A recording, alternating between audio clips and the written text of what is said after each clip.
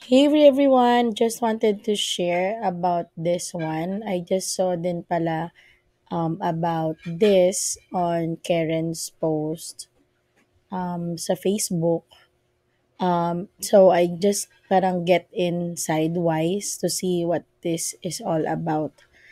So ayun, meron na ngang Wise card or debit card na pwedeng gamitin sa Philippines. Kaya lang when I check on it, um, there are actually two options which is digital, yung 'di ba online na yung card niya but you could use it on your online purchase, and then physical yung may sarili kang card. Kasi ang na-post niya is about the physical part, which is curious ako in a way kasi nga 'di ba pagka Wise we transfer pa to our local banks. Okay. So with this, as you can see here, you can withdraw two withdrawals na total of 12,000 pesos each month. Wala daw siyang fee, so that's free.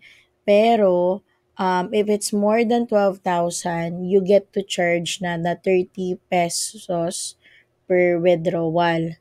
And then, meron daw merong mga ATM na pwede kang mag-withdraw, merong ATM na hindi ka pwede mag-withdraw or pipiliin yung ATM for now. Siguro dahil bago pa, 'di ba? Pero this ATM daw could be used or debit card could be used outside the country. So yun.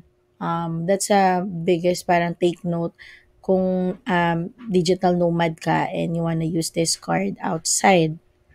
Um, the other one is it's 369 pesos or sabi natin 370 pesos one-time fee. Ayun.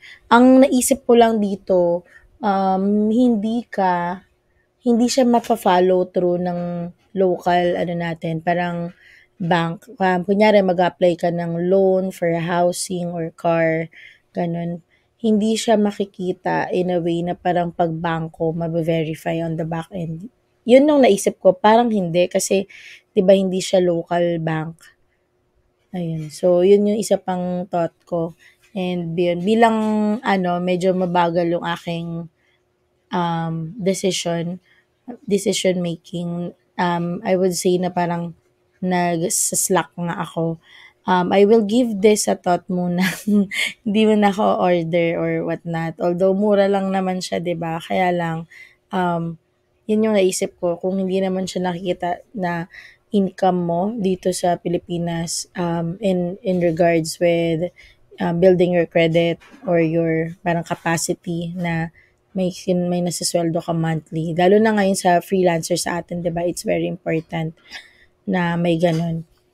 So, yun, that's it. Yun yung ano ko, take ko. I'll just wait. But for all of you guys na gustong mag-jump in, and ito, pwede nyo i-check yung Wise nyo. Meron na siyang gantong offer.